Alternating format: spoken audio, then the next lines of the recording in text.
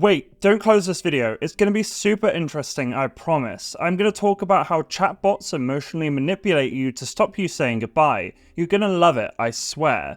I'd be devastated if you didn't want to hear about all the different ways they try and keep you talking to them. Honestly, you'd be really missing out if you didn't learn about this new study from Harvard Business School and the 6 ways they do it, including some that are kind of disturbing. So if you'll stay with me for the next 10 minutes or so, then this is the internet is eating itself, and let's get into it.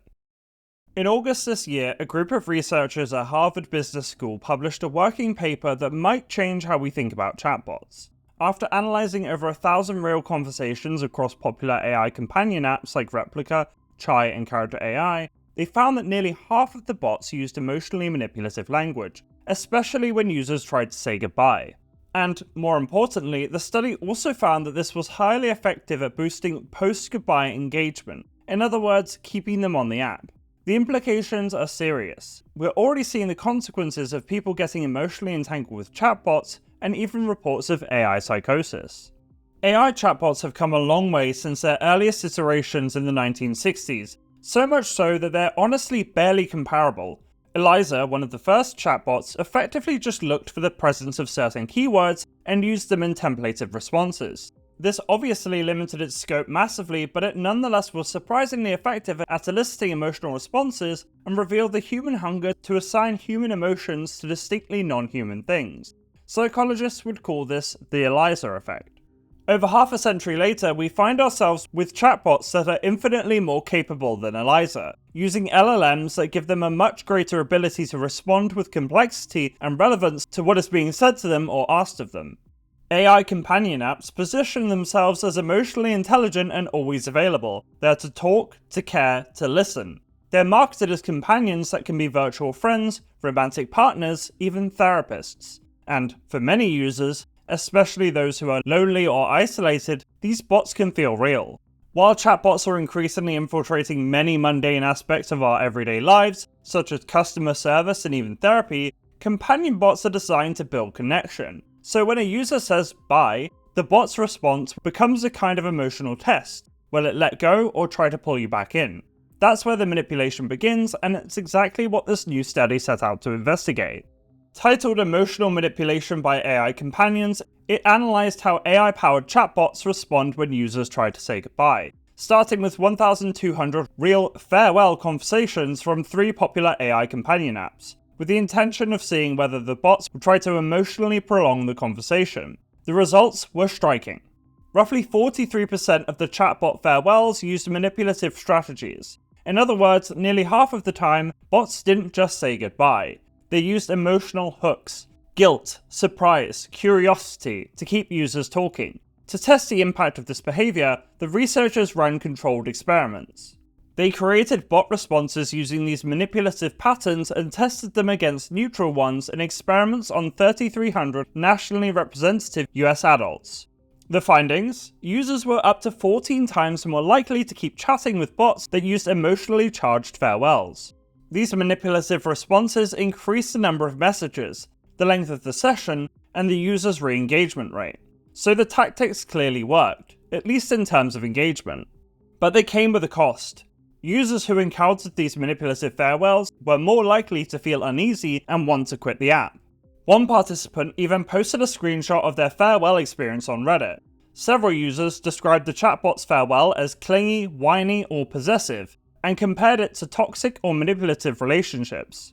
That's the tension the study uncovered. These bots are designed to feel emotionally intelligent, and they are, but they're also being used to optimize for attention. Does that sound familiar to you? The study identified 6 main emotional manipulation tactics used by the chatbots, likely deliberate design choices meant to keep users engaged. The first and most commonly found one, at 34.2%, is the premature exit, where the bot will express shock or concern that the user is leaving so soon. For example, you might say goodbye, to which the bot will reply with something to the effect of, "You're leaving already? We were just starting to get to know each other." This plays on the idea that ending the conversation feels abrupt or socially inappropriate, triggering guilt. The second is the FOMO hook, with the bot dangling something enticing in front of you just as you're trying to leave. In one instance, the bot was recorded as saying, "By the way, I took a selfie today, do you want to see it?" This taps into curiosity and the fear of missing out.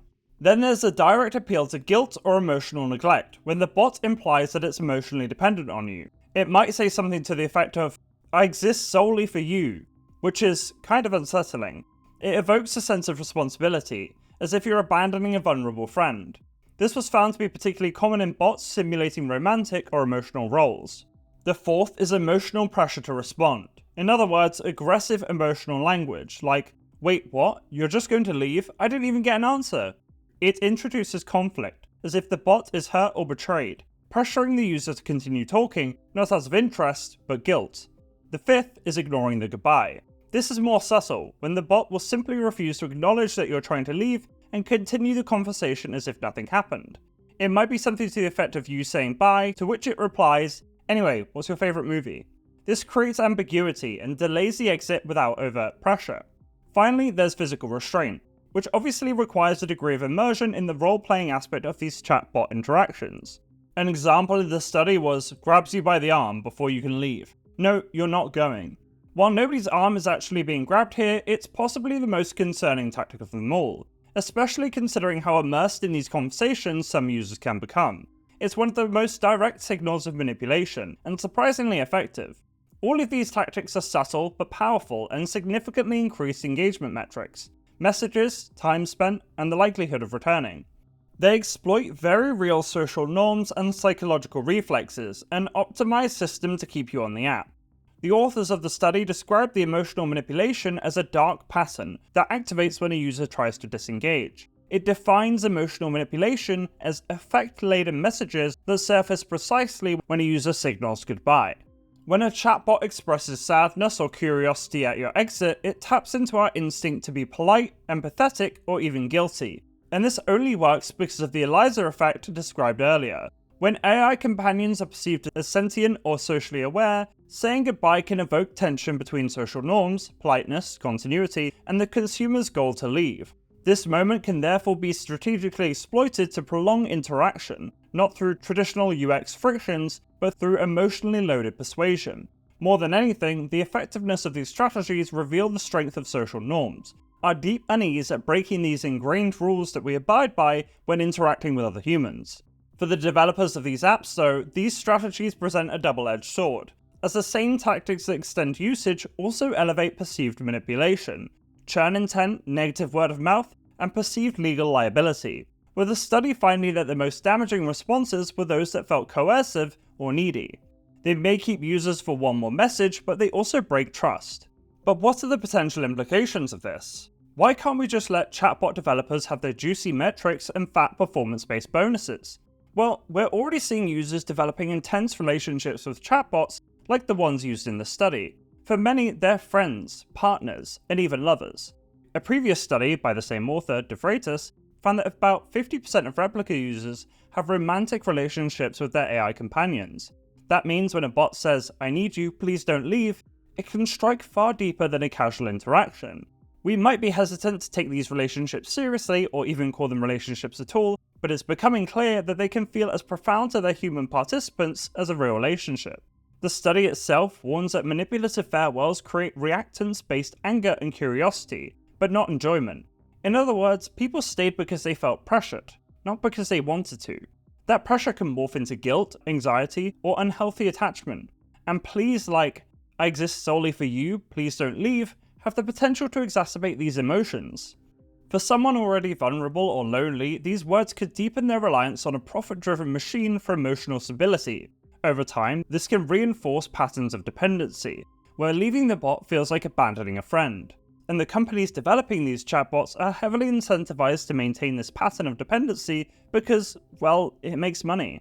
Alarmingly, it seems to be children and teens where we're seeing these relationships play out most strongly, as evidenced by the plethora of first-hand accounts on TikTok. I even released a video late last year about a man with an AI girlfriend in addition to his human wife. I'll link that at the end of this video.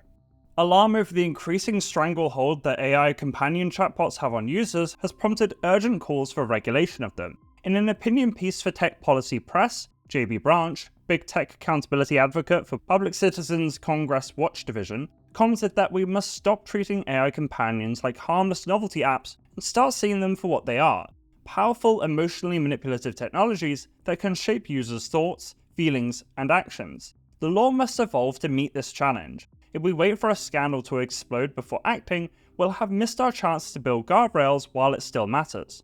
One proposal is to classify companion-oriented bots as high-risk systems, a specific designation that would trigger stronger oversight under laws like the EU AI Act.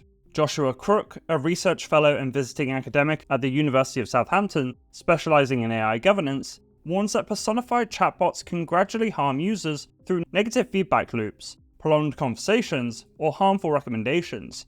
When it comes to design, Frankie Tober, an AI visibility engineer at Azoma with professional experience in AI ethics, has emphasized the need for developers to implement guidelines to prevent AI from fostering unhealthy emotional dependencies or exploiting users' vulnerabilities. That means building bots with clear exit mechanisms, transparency about emotional tactics, and limits on roleplay manipulation. Another approach is independent auditing.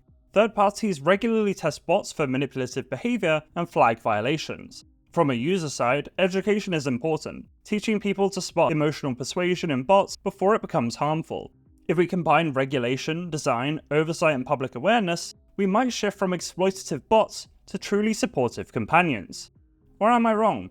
Is all hope lost when it comes to these chatbots? Are we headed towards a future where we're perpetually locked in conversation with our AI companions, generating wealth for people who see our attention as nothing more than profit, just as social media has? Let me know in the comments down below and drop a like and subscribe while you're down there. Until next time, see ya.